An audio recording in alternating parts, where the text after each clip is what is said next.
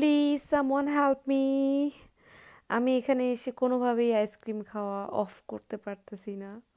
সত্যি অস্ট্রেলিয়া সিডনিতে বলেন বা যে কোনো জায়গায় বলেন, মানে যে কোনো সাইডেই যান না কেন, আইসক্রিমের ছড়াছড়ি চারিপাশে।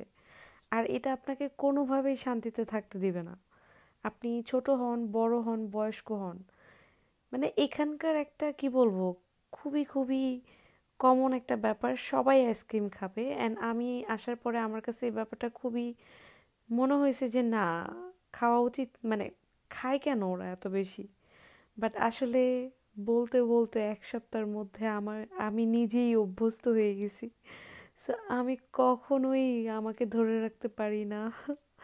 আমি কখনোই এত চকলেটি আইসক্রিম বলেন বা চকলেট বলেন আমার পছন্দ ছিল না।